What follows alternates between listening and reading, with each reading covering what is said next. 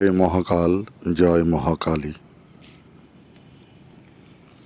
নমস্কার বন্ধুরা, আজকে ভিডিওতে আমরা আলোচনা করব এক বিশেষ বিষয় সম্পর্কে, যা আমাদের জীবনের গভীরে লুকিয়ে থাকা এক অমিত শক্তির উৎস, মহাশক্তি। মহাশক্তি এক ধরনের অপরিসীম শক্তি যা সারা বিশ্বকে নাড়া দেয় এবং যা মানুষ নিজের মধ্যে গড়ে তুলতে পারে। এটি আধ্যাত্মিক বা শারীরিক ক্ষেত্রে হতে পারে, কিংবা এক অসীম শক্তির বোধ হিসাবে প্রকাশ পেতে পারে। এই ভিডিওটির মাধ্যমে আমরা বুঝতে পারব কিভাবে মহাশক্তি কাজ করে, এটি আমাদের জীবনে কিভাবে ভূমিকা পালন করতে পারে এবং এই উন্মোচন কিভাবে আমাদের জীবনের নতুন দিশা এনে দিতে পারে। মহাশক্তির ধারণা বিভিন্ন ধর্ম, দর্শন ও আধ্যাত্মিকতা একে ভিন্নভাবে ব্যাখ্যা করা হয়েছে।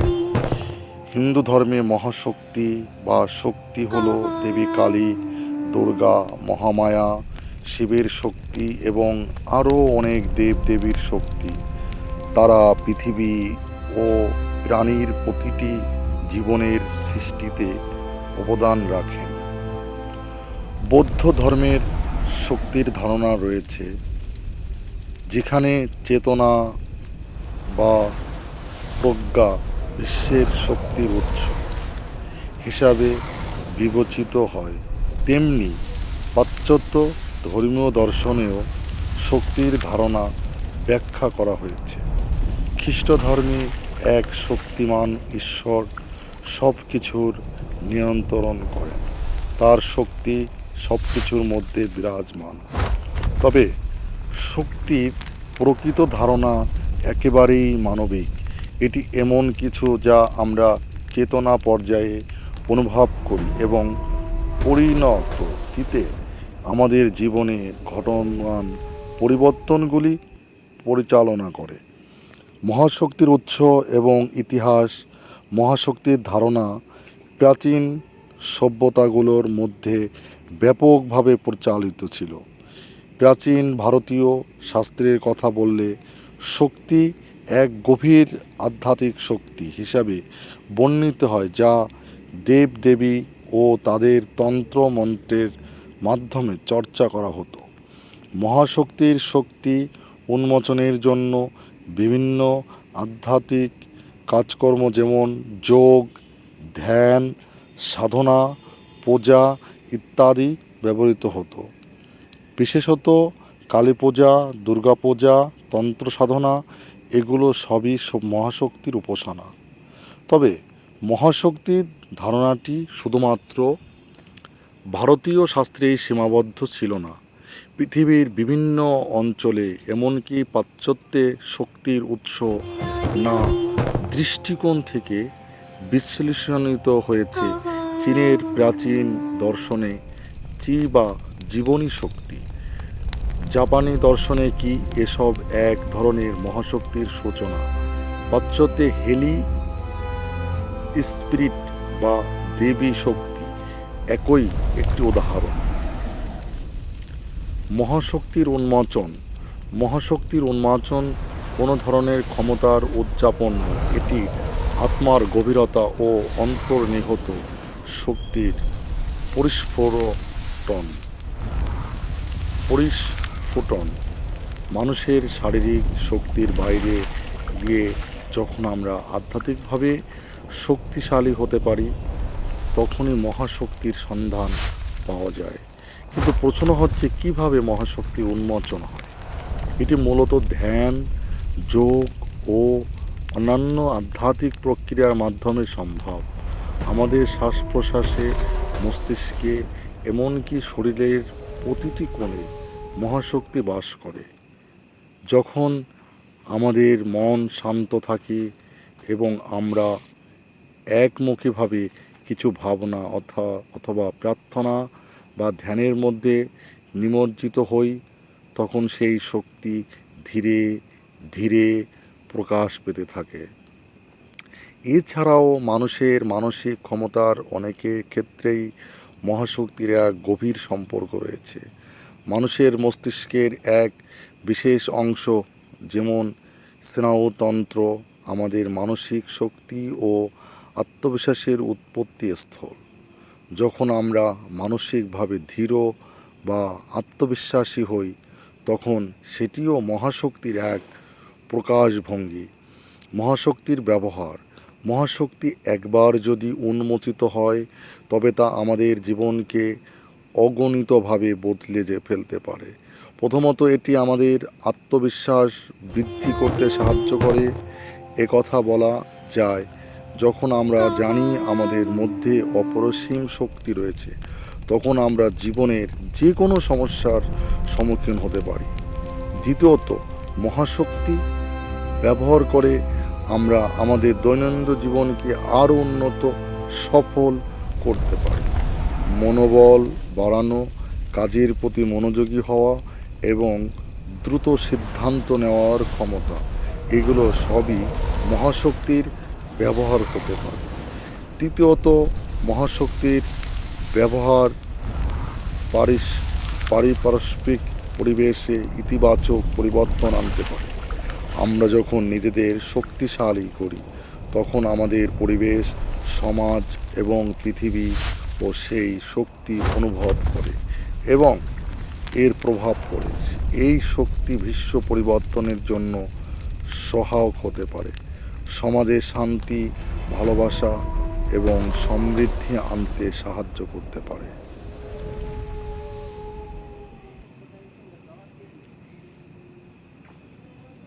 সতর্কতা ও ভুল ধারণা। মহাশক্তি ব্যবহার করার জন্য একটি সতর্কতা রয়েছে। এটি যেন কোনো অস্বাভাবিক বা অশুভ উদ্দেশ্যে ব্যবহার না হয়। যদি কেউ কেবল নিজের জন্য বা অন্যদের ক্ষতি করার জন্য শক্তির অপব্যবহার করে তবে তা বিপজ্জনক হতে পারে। শক্তি মানবিকতা, সহানুভূতি এবং নীতিবাচকতার সঙ্গে সামঞ্জস্যপূর্ণ হতে হবে। এছাড়া মহাশক্তির ক্ষেত্রে অনেকে ভুল ধারণাও প্রচলিত রয়েছে। কিছু মানুষ মনে করেন যে তারা যদি তন্ত্র সাধনা বা কোনো বিশেষ পদ্ধতি অনুসরণ করেন তবে তারা মহাশক্তি পেয়ে যাবেন। কিন্তু বাস্তবে মহাশক্তি ধীরে ধীরে ও নিবিড় প্রশিক্ষণের মাধ্যমে আসে এবং এটি মোটেও একটি মিস্টেক বিষয় নয় এবং একটি বৈজ্ঞানিক প্রক্রিয়া। উপসংহার। আজকের এই ভিডিও থেকে আমরা শিখেছি যে মহাশক্তি হলো সেই শক্তি যা আমাদের মধ্যে লুকিয়ে থাকে এবং যার ব্যবহার আমাদের জীবনে অগণিত পরিবর্তন আনতে পারে। এটি এক বিশাল শক্তির উৎস যা শুধুমাত্র আধ্যাত্মিকতা বা ধর্মীয় দৃষ্টিকোণ থেকেই নয়, বরং মানবিক এবং মানসিক দৃষ্টিকোণ থেকেও অত্যন্ত গুরুত্বপূর্ণ। মহাশক্তি উপলব্ধি করা এবং আমাদের জীবনে আনা সম্ভব, তবে এর জন্য প্রয়োজন আত্মবিশ্বাস, ধৈর্য এবং কঠোর সাধনা। সঠিক উপায়ে মহাশক্তি ব্যবহারের মাধ্যমে আমরা আমাদের জীবনের সাফল্য, শান্তি এবং প্রগতি অর্জন করতে পারি। আপনারা যদি মহাশক্তির এই উন্মোচন প্রক্রিয়ার মাধ্যমে নিজেদের জীবনকে আরও সুন্দর করতে চান তবে এখনই শুরু করুন। মনে রাখবেন, আপনি আপনার জীবনের মহাশক্তির কপাল এবং নিয়ন্ত্রক। মনে রাখবেন, আপনি আপনার জীবনের মহাশক্তির কপাল এবং নিয়ন্ত্রক।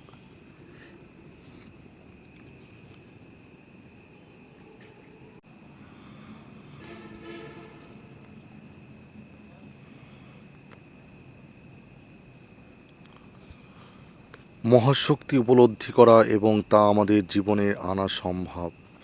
মহাশক্তি, যার প্রতি আমাদের প্রাচীন আধ্যাত্মিক শাস্ত্র, দর্শন এবং বৈজ্ঞানিক চিন্তা ভিন্নভাবে দৃষ্টি আকর্ষণ করছে, তা কখনোই একেবারে অস্পষ্ট বা অভ্যন্তরীণ কল্পনা ছিল না।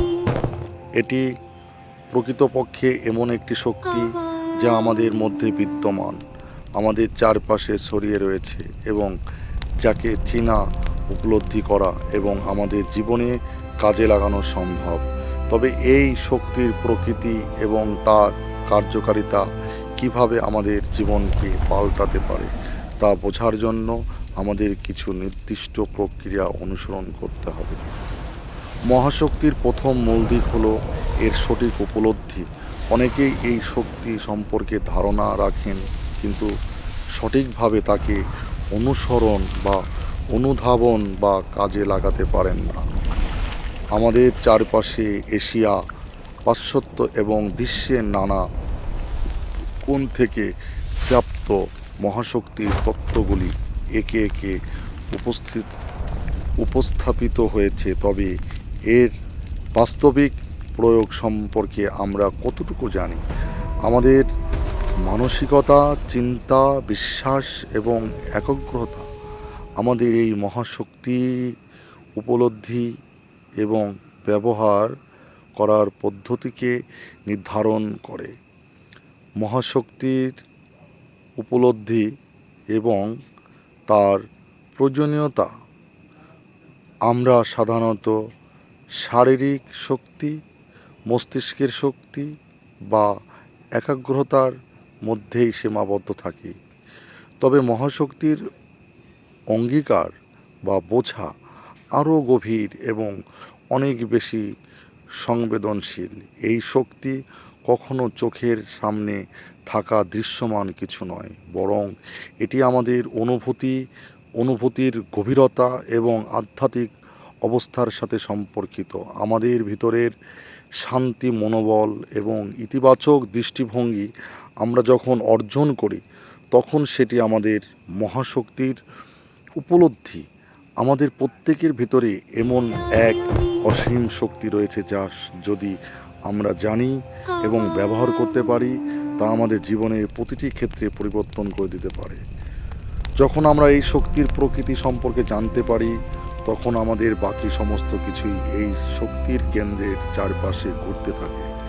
ভিতর থেকে উদ্ভূত এক নীরব শক্তি যেমন আমাদের কাজ করার দক্ষতা বৃদ্ধি করতে পারে, তেমনি আমাদের জীবনের শান্তি এবং আনন্দ প্রতিষ্ঠা করতে সাহায্য করতে পারে।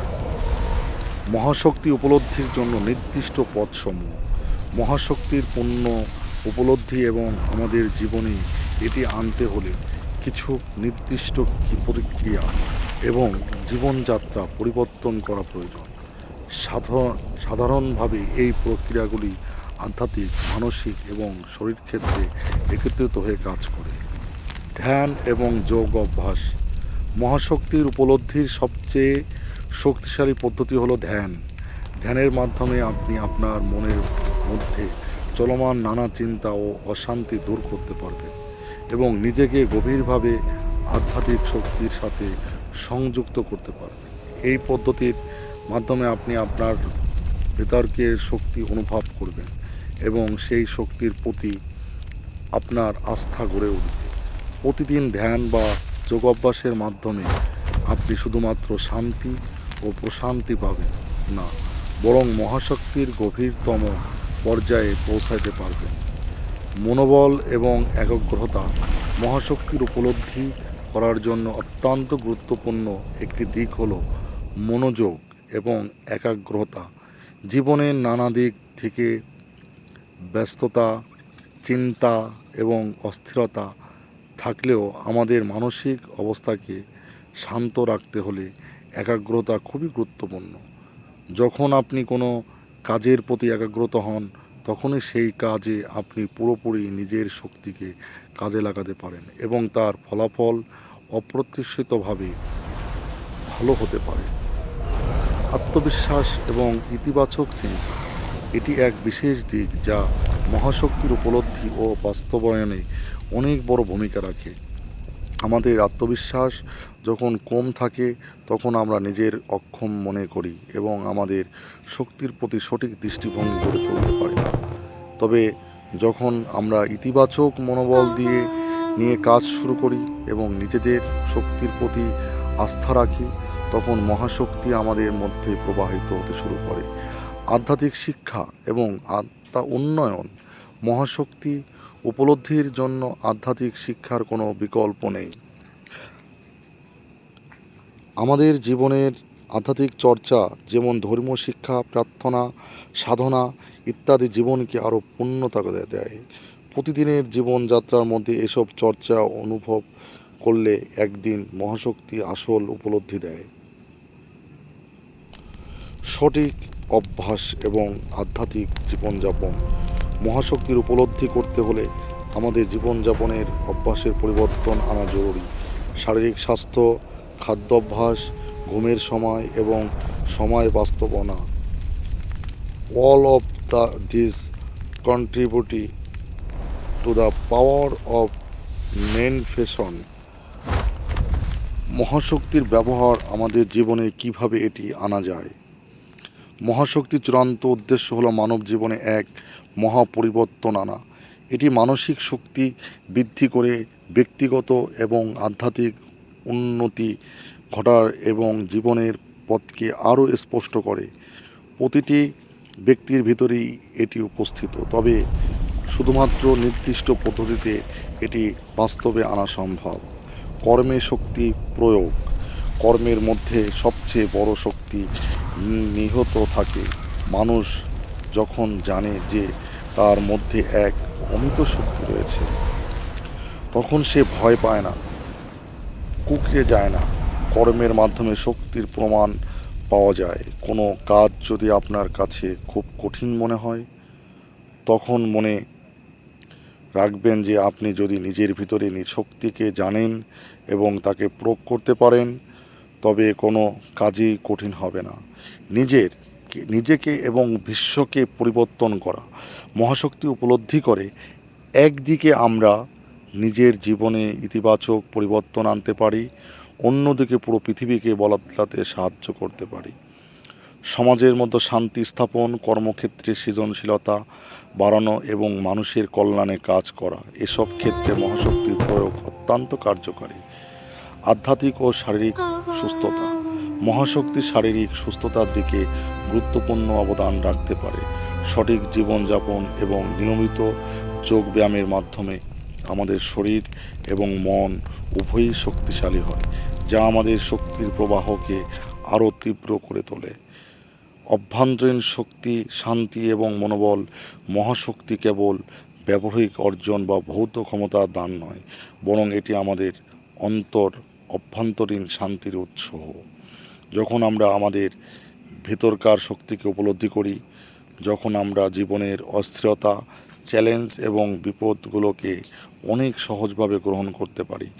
উপসংহার: মহাশক্তির উপলব্ধি এবং তা আমাদের জীবনে আনা সম্ভব, তবে এর জন্য প্রয়োজন গভীর আত্মবিশ্বাস, সঠিক প্রক্রিয়া এবং মনোযোগ। মহাশক্তি আমাদের জীবনের অংশ। এটি কোনো মিথ বা অলৌকিক কিছু নয়, বরং এটি এমন একটি শক্তি যা আমাদের জীবনের অগণিত পরিবর্তন আনতে পারে। একবার যদি আমরা এই প্রকৃতি বুঝতে পারি, তখন আমরা নিজের জীবনকে এক নতুন পথে পরিচালিত করতে পারব এবং মহাশক্তি আমাদের জীবনের একটি বাস্তবিক পরিবর্তন আনবে। এভাবে আপনি এই শক্তিকে কীভাবে নিজে উপলব্ধি করতে পারেন এবং তা আপনার জীবনে আনার উপায়গুলো বিশ্লেষণ করে তা নিজের জীবনে প্রয়োগ করতে পারেন। জয় মহাকাল, জয় মহাকালী, জয় মহাশক্তি, জয় তোমার সৃষ্টি, জয় তোমার প্রলয়, জয় মহাশক্তি। আসুন সবাই আমরা বলি, জয় মহাকাল, জয় মহাকালী। কালের নিয়ন্ত্রণ যিনি সর্বদা করছেন, তিনিই হচ্ছেন সেই মহাকালী।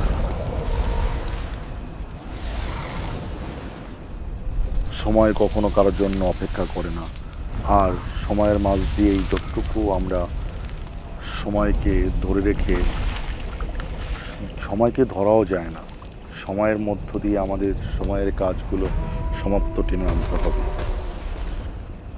জয় মহাকাল, জয় মহাকালী, সবার তুমি মঙ্গল করো। আসুন সবাই বলে একবার বলি, জয় মা, জয় মহাকাল, জয় মহাকাল, জয় মহাকালী।